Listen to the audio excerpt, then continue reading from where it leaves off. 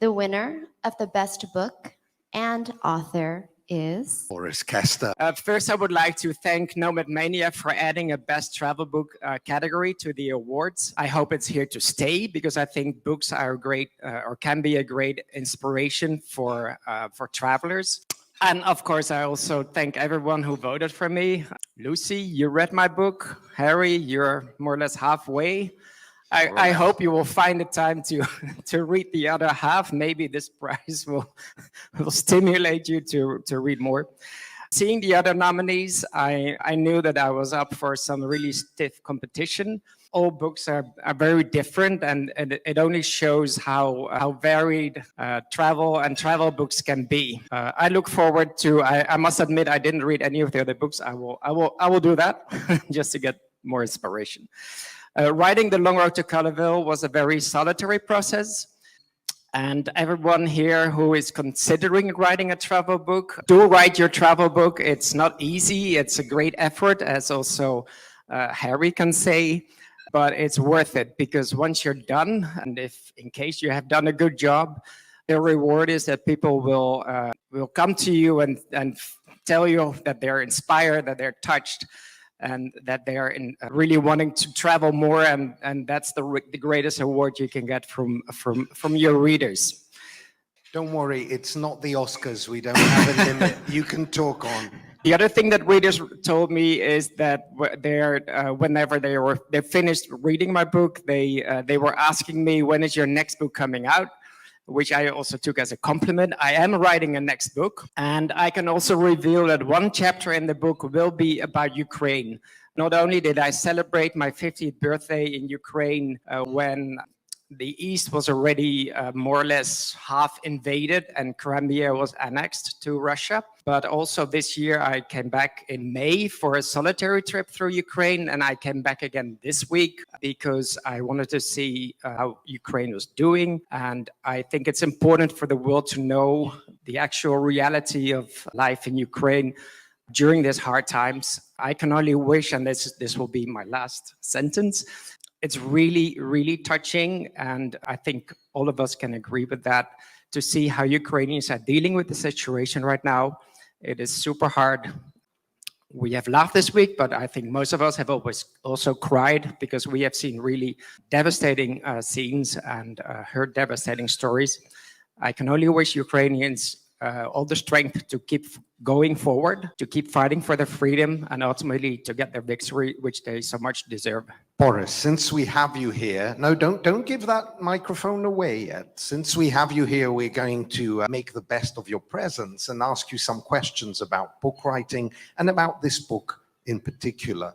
This book comprises, if I'm not mistaken, 16 chapters, which take place in very different parts of the globe. What criteria did you use to decide on the particular countries you were going to include in this, given that you've been to every country and that presumably you have notable stories from many of the countries?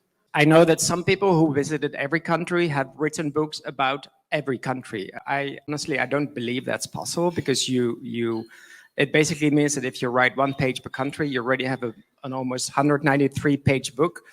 I wanted to delve more into details and more in-depth stories. I decided to select 16 countries around a theme which I chose for the book, which is one of the questions I regularly get, like, aren't you completely out of your mind to travel to Afghanistan, to Ukraine, to all these countries? These are, let's say, overrepresented in this book. It's Yemen is there, Somalia is there, Afghanistan is there, and it's my goal was to show people who maybe don't travel as much as we do, that the reality in those countries is often very different from what we see in our media.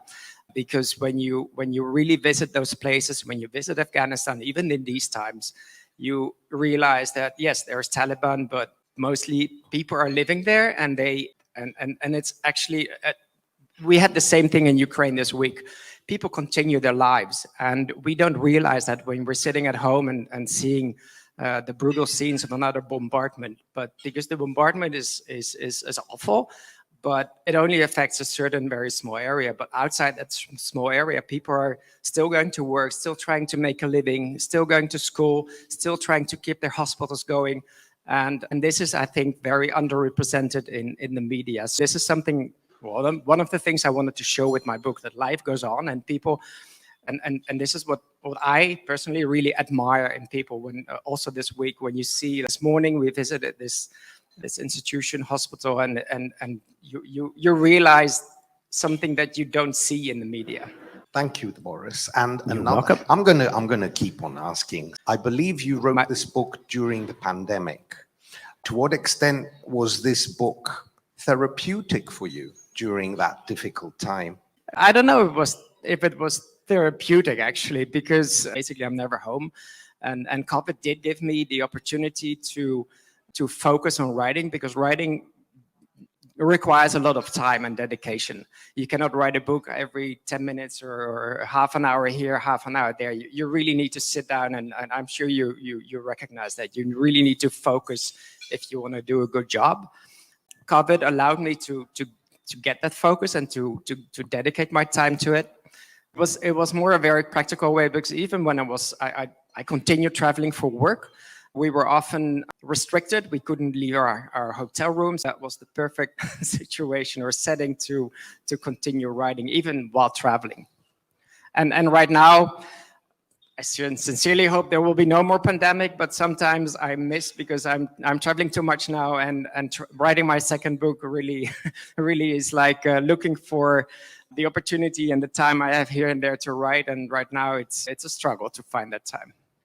I think many of us are anticipating that book eagerly. One last question, Boris. Which chapter, if someone told you that they only have time to read one chapter, which one would you tell them to read and why? And don't dodge the question. Answer it, please. I think I would go for the last chapter, because it's basically also a recap of the whole book. It actually is in Afghanistan. Afghanistan was my first country to visit after visiting my last country, which was Ireland. And I decided to, because I had been in Afghanistan only as a child, so I felt like I was a little bit cheating. So I thought I need to go back to Afghanistan. And then when I was writing the book, it seemed like the perfect ending to the book. And in it, I look back, because obviously Afghanistan is one of those countries where most people would say, you are completely crazy. Why would you go to Afghanistan, risk your lives? Well, I think we all recognize these questions. It appeals to people. And in it, I also look back on my question. Is it really risky to do all those travels, and where did things really go wrong? And my conclusion is they mostly go wrong in places where you would never expect it to go wrong. Thank you. Give another round of applause to Boris Kester.